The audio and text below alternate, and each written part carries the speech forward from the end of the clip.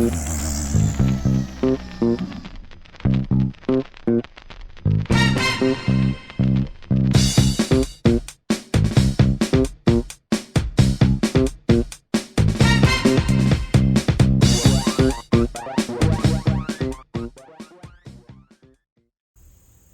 back to 10-Foot Customs, and today we're going to do some work on the Jeeps. I know it's been quite some time since we worked on the Jeeps. This summer has just been absolutely crazy with graduations, weddings, moving, not us moving, but moving. But today we're going to do a little bit of work on Ruby. I did a little bit off camera, and I will catch you up on what I did there. And then also I'll show you some hopefully upcoming episodes for the 10-Foot Customs channel. So let me show you that really quick, and then we'll come right back to Ruby. Welcome to my messy garage. Here we have Rusty sitting here. But more importantly, here is Rusty's engine. And this will hopefully be being reassembled. Well, not reassembled. I'm going to finish. I'm going to put the oil pan on it, put the oil pump into it, and put the engine mounts on it. And maybe Sunday of this, so today's Friday, possibly Sunday, we will be putting Rusty's engine back in his frame. So that is kind of the plan with that. So it'd be fantastic to move along with Rusty a little bit. So let's go back outside and see what's going on with Ruby. I'm not 100% sure where we left off on Ruby and the work we're doing. I know I showed the axles. Pretty sure I showed the axles that are still over there in front of Ruby. And the transmission and transfer case. So I did a little bit of that off camera just because I was trying to get it done quick. So I'll show you what we did there. So there is a manual gearbox in here now, 3-speed, and the transfer case is mounted behind it, right there. So I gotta get 2 bolts that didn't come with it. One that way, yeah, the 2 bolts up front need to be replaced. Yeah, so this is now a 3-speed manual, which was period correct, and actually this Jeep came with a manual. Well, the frame came with a manual. So, but let me show you what today's plan is.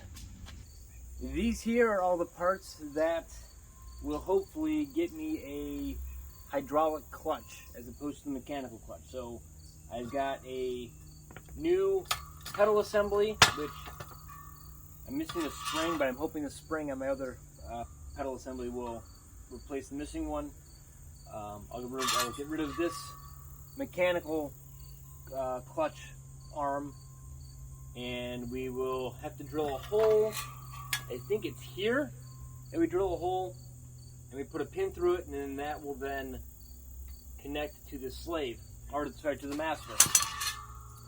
This master and slave are off of a YJ, and this slave cylinder, these 2 bolts line up directly with 2 holes that are already in the bell housing, and it lines this shaft up almost perfectly with where it has to go. So hopefully that will be just that simple. 2 bolts through it and then plumb it in. I do have to create a heat shield because it's really close to the exhaust system, so I'm going to put a heat shield around it to try to keep some of the heat off of the sleeve cylinder. But again, it's just going to be a piece of cut sheet metal just to help a little bit. And then I found online, someone said, or I found online that someone has the measurements of where this is supposed to go on the tub to line up with this. Now, the problem is they were doing it on a steel tub, and they're like, oh, there's an indentation or a dimple on the steel tub to tell you exactly where to drill, and that would give you the center point for this. Well, I don't have a steel tub. I have a fiberglass tub, so that's not going to be there. But they did give you measurements off of the bolt holes for the brake master cylinder to try to figure it out. So I'm going to try to see if that seems correct if I take the measurements and drill it. My VIN plate's sitting right there, so I may have to move my VIN plate out of the way. But with these items and the line to connect them, this should give me a functioning clutch. I've seen very few videos on this, so I'm not 100% sure how this works and if it works correctly. So I'm hoping that this video goes out well, that it will be a good video for future people. This may not work at all. I'm fully prepared to go back to a mechanical clutch if I have to. Don't want to, but if that's what it is, that's what it is.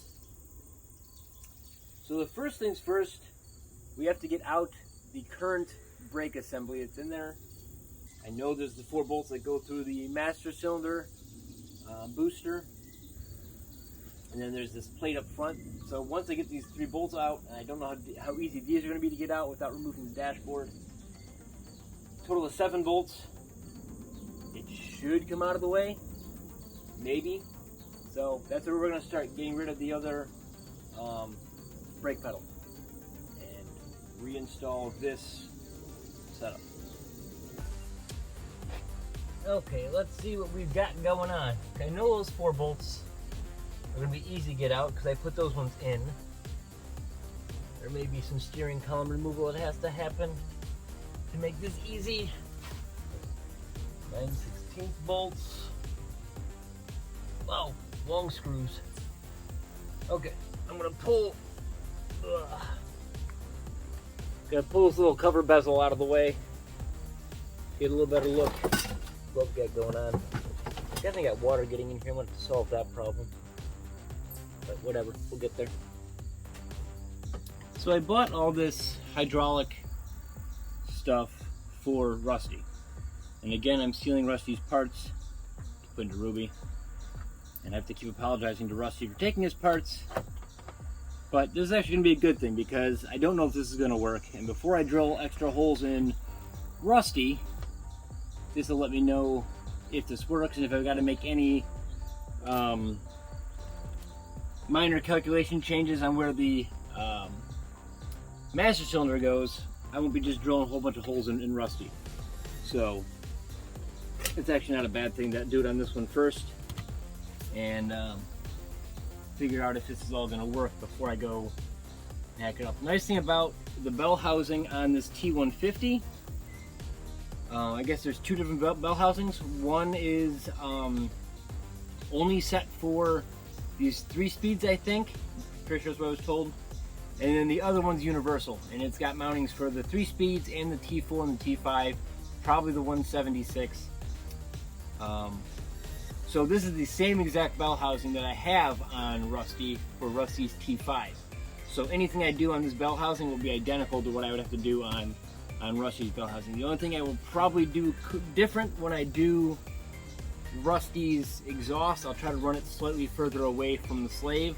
That way I don't have to put a heat shield on. Now, just thinking about it, Rusty is getting a Headman header that may already sweep me back that far, so I may not have a choice. I may have to put a heat shield on Rusty too. So, but this is really just a lot of practice and testing to see what I'm going to have to do on Rusty, because once I get all the measurements on this one, they're basically the same tubs, and all that should be the same. So, yeah. Let me got that out, got the bezel off. Now I can see underneath here. There's the 3rd bolt for that. So I've got to get this bolt out, that bolt out. They're both 9/16. I may just pull the column on it and give me some more room to work, and I can just drop the pedal assembly straight down, which would seem to make way more sense. So if I can get everything unplugged in here, yeah, I think I'm going to, with the help of Andrew, just completely pull the steering column out of the way. I can just undo the little card end joint on the fire side, on the other side of the firewall, unbolt this thing, slide it out of the way, and then the pedal assembly will drop straight down. They're going straight back in, instead of trying to fish it out around the column, maybe ripping wires and stuff like that. So let me get these wires unplugged, and I'm going to start unbolting things, and I'll bring you back in once this is ready to slide out. Okay, this is loose, but again, I was in here. One of my favorite things I find out about other people's work, this nice thick, I don't know, what is that?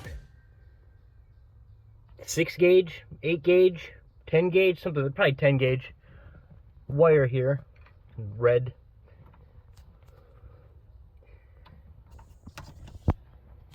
Is a ground. That's lovely. So we're going to remove that.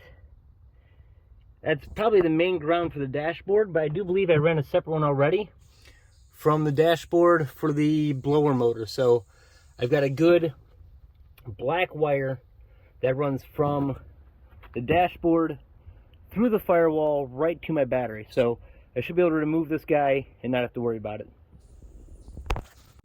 Okay, now let's see if we can shimmy this thing out. What are we stuck on?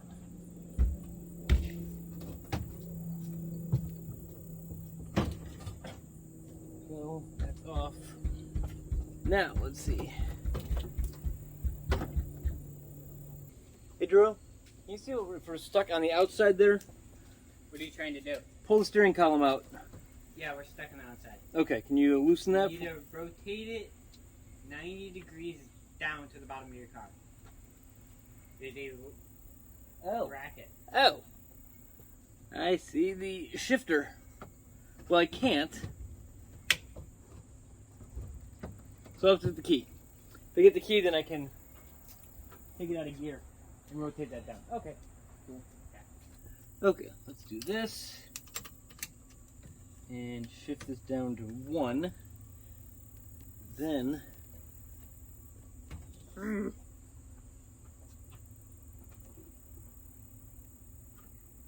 One puts it where it's got to be. What are we stuck on? I don't know what we're stuck on. Oh, I'm already too high maybe. Let's do this. What the? There it is, finally. Okay, column is out. As great as Ruby is, and I do really like Ruby, and the price I got her for way back when, with the full fiberglass tub and everything, once Ruby is driving well and I get Rusty done, Ruby is then going to have to go and get some work done. She has some of the same problems that Rusty had, and that I think I highlighted in one of my videos, but I'll show you here what I'm running into. So one of the same things that Rusty had is this here. It's a fiberglass tub. This is silicone, whatever, caulking. And these four-wheel drive hardware tubs are fantastic because they have a steel reinforcement plate in this wall. So when the brake pedals and everything mount here, and the brake booster up here mounts here, it gives it a much firmer push, and you're not pushing against just fiberglass. But if you cut these holes in here for the stuff and you do not seal this edge, water gets in here, and this is a steel plate, and the steel plate starts to rust between them. It'll expand, and in Rusty's case, the steel plate had pretty much disappeared. When I cut the fiberglass on this side, it was just rust powder. So I'm going to do my best to probably clean this up, put some paint on it for right now. When I do Rusty's, I'm actually going to seal it really well with resin. Once I cut it, I'll just resin over it so that it seals this edge perfectly and no water gets in. Now, on the other hand, on Rusty's, I also put an aluminum plate on Rusty. So Rusty now has an aluminum plate in here, which won't rust. So some of the things I noticed when I'm getting into that, I know Ruby is going to need some not as extensive fiberglass work as Rusty, but will need some fiberglass work. So steering column is out. So that now allows me much more access to these bolts back here and the last bolt up here to pull out this brake pedal assembly. I'll undo this plug up here, which is the brake switch, I'm assuming. And this here, right there, is where the clutch, or the clutch master is supposed to be. I don't think it fits with a brake booster though. Maybe it will. If I remove this plate, maybe I can get it to go in here. I didn't think they fit. I really should have lengthened these wires a little bit more. I don't like them here, but I'll just zip tie them up here out of the way. Anyway, that's way besides the point. If I remove this plate, this is right where it's supposed to go. Maybe it'll fit, maybe it won't fit. If it does, that'd be fantastic. Anyway. Yeah, piece of galvanized steel. Now, in theory, that's where my clutch master goes. I just don't think it's going to fit there. Hold on.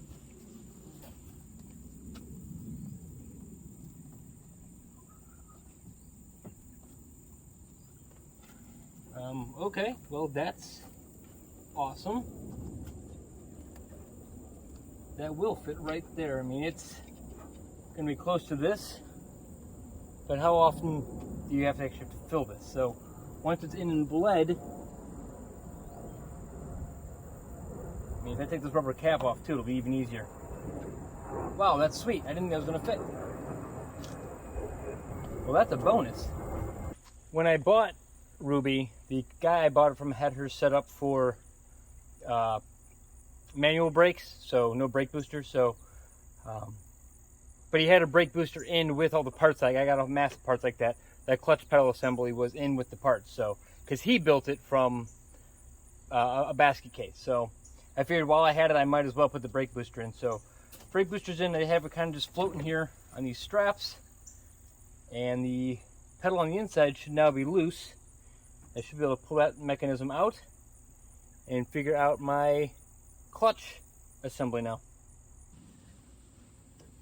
Should have just taken this top down long ago. The lighting's way better now, but whatever.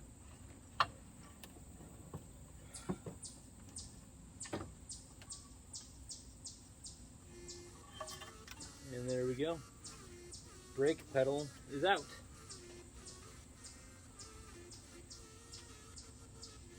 So now we just do all of that in reverse, but reinstall this piece, and I have a clutch. Now the only thing I do have to figure out is, I do believe, I read one of the forums on it, I have to grind out this rivet,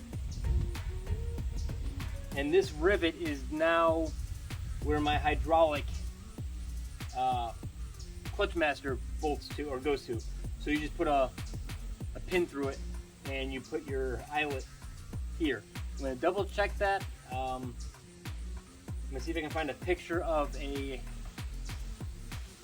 pedal assembly out of a 4-cylinder Jeep, which is kind of weird because it seems that all the 4 cylinders came with hydraulic because they didn't come with power brakes, and all of the power brake versions didn't come with hydraulic, to my knowledge. I could be wrong on that, but that's from what I've seen, that seems to be what it is. So I'm going to find out if that's true here, and I'm going to build a bolt system for this thing to hold my master plunger rod.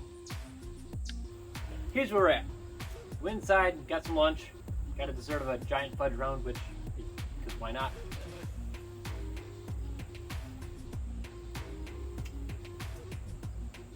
This clutch pedal assembly is not the same as the one in the video I was watching, which is fine.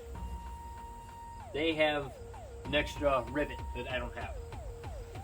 So I think what I'm going to just do, and I kind of read on it a little bit, it's not going to be as easy as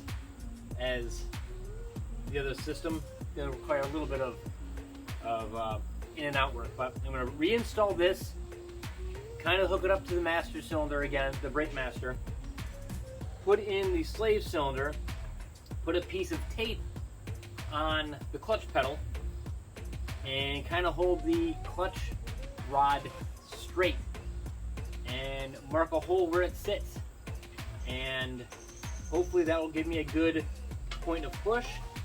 And then I'm gonna have to figure out a spring, which that's gonna be the easiest thing. Got a hole here, but for some reason a spring went back here and I kind of pulled it back, so I don't know if that's for the mechanical clutch systems, I don't know. But so I may even just get a completely different spring. This spring's kind of bulky, so to reinstall this, put this the clutch master in, and then we'll mark this and drill it and see if that works. So with that on the firewall, you pull the wires out of the way. I pull the clutch pedal all the way up, and like right about there, so if I put a bolt in flush with the bottom of this, it's about where it's got to go. I just have to mark how far back. The rod's pretty darn straight. Come on. Yeah, it's not gonna be easy to see. Maybe if I go a hair bit.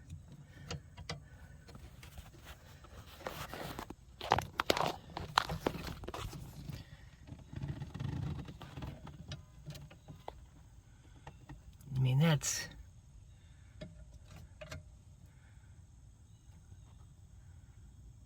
darn close to straight. If I just mark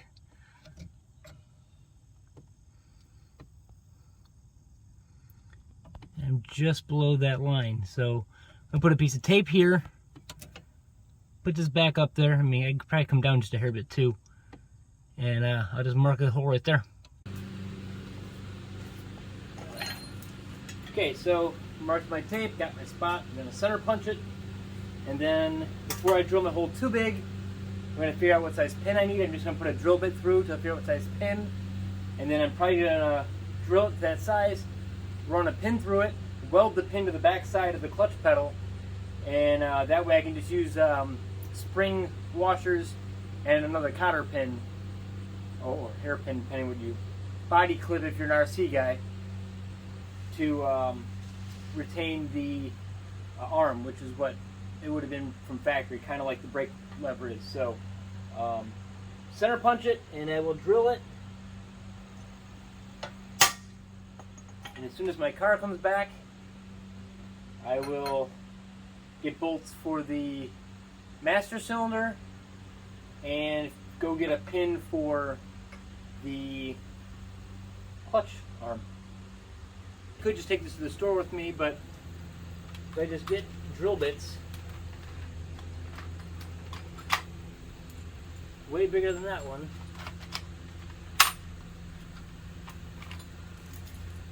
bigger than that one, bigger, what's the biggest size?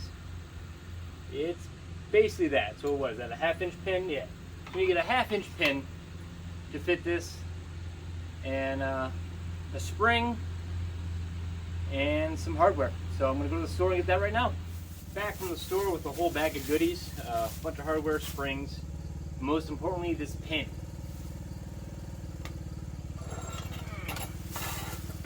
Finished drilling the pedal out at 1/2 inch. This pin slide through like that, and then it's got a head on it. I will weld to the back side here, and that should be enough to support my rod. I'll get it welded. Really hope that this pin is where I need it, because that weld went really well, and I just went around and welded the whole thing in right there. Now I need to install a spring, so I picked up this spring. It'll probably go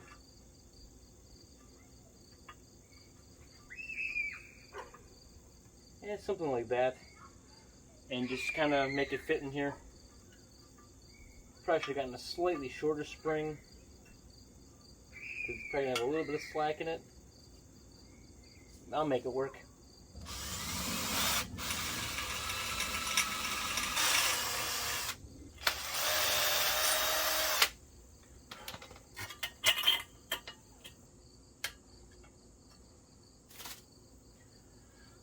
Got a little bit of slop in the spring, but once the pedal hooks up, I think we'll be okay.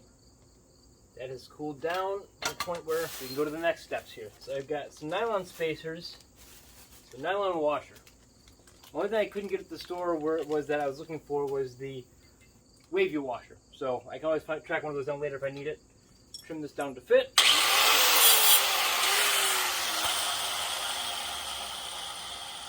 I'm going to cut down what I don't need on the excess here. That's going to go there. And then that's going to go there. So far so good. We might be able to get one washer on there and be good.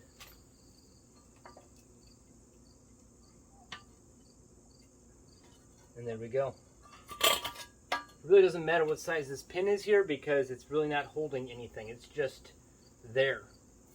So there's no pressure on it. This is fantastic. Okay, well now we get to try to reinstall this.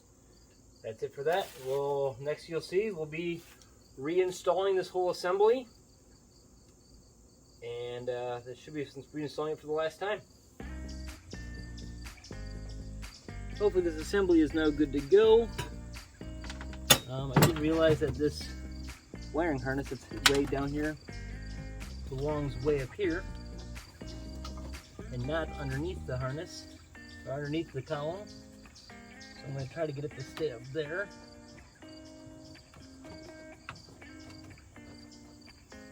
Actually, I gotta drill one more hole. Yeah, why not the hole really quick? Hold on.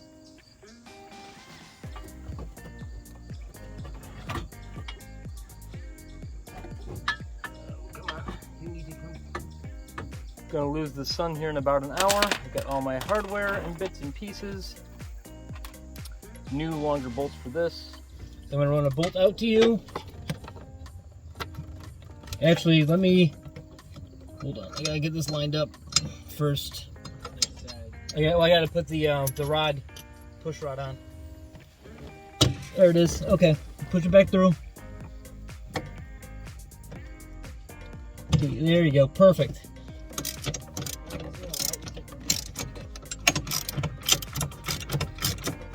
Now what I'm hoping is going to be the easy part. Yeah, I still have to make a heat shield for it, but once that's made, fine. I also gotta get the boot for this, but these just go, this goes right there.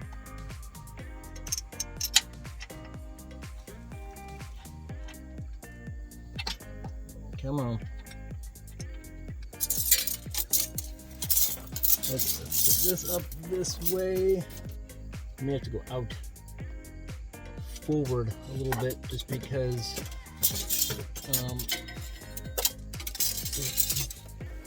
not a lot of room down here. Let's see if we can get here. Let's see if we can tighten that bend up just a smidge. That will go there. We're going to come back on itself a little bit more.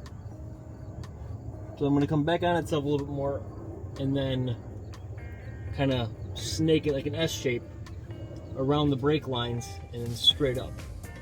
So if I keep continuing this bend, it's going to suck around the bleeder, but whatever.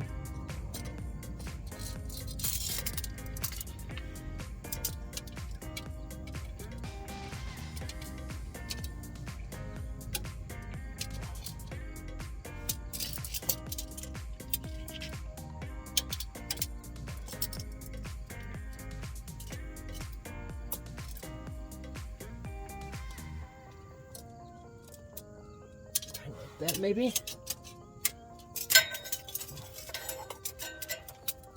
I'm stuck. Okay, this is not working. Okay, let's take it up that way. I'm gonna have to tighten this thing down just because I got a close fit, but now I'm hitting the frame rail, so I'm gonna have to tighten that curve up even tighter if possible and get it off that frame rail. So let me get these bolts all the way in.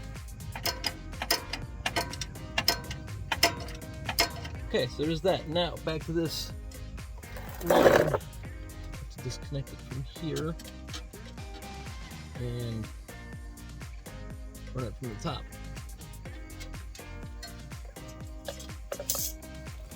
Okay, let's see what we need to do from the top. Okay, so this needs to go down here. Follow our brake line. Kind of like this, maybe.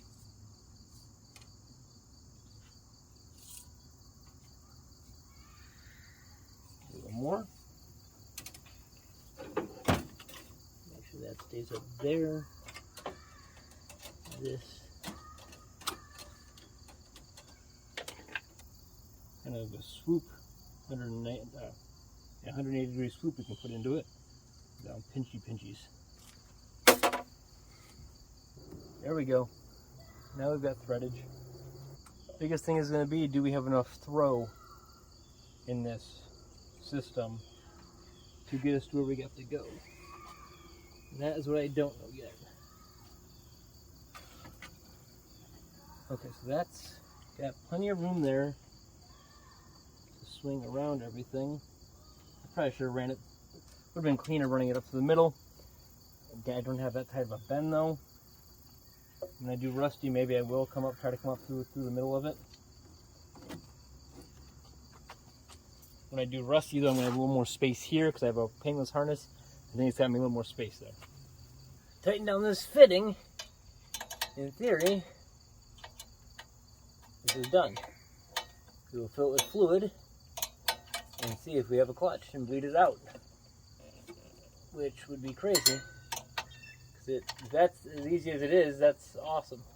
It's one of those times where you're this close and then you can't finish. I'm out of brake fluid. I have no brake fluid here at all, so I'm not gonna let that beat me tonight. We've got 45 minutes left, half hour left of light. I'm gonna run to the store, grab some brake fluid, then I'll be back here and we'll see if we can get this clutch to work. Got about 20 minutes before the sun officially sets. Let's see if we can get this master to bleed down. I filled it. We cracked the bleeder. Push the clutch pedal a little bit. See if we get any bubbles.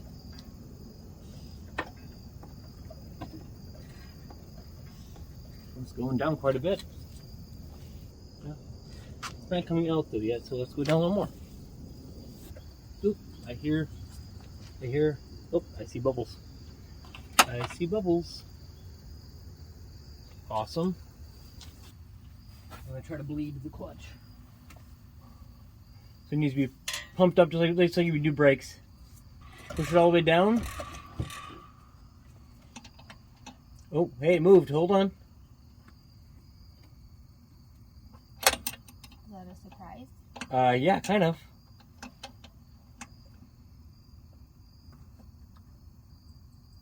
Okay, like release it.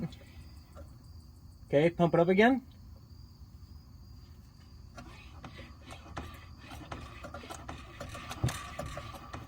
Push it all the way down.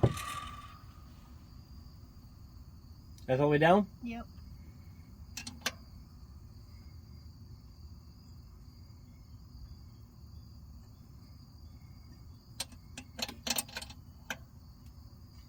Okay, release it. Pump it up.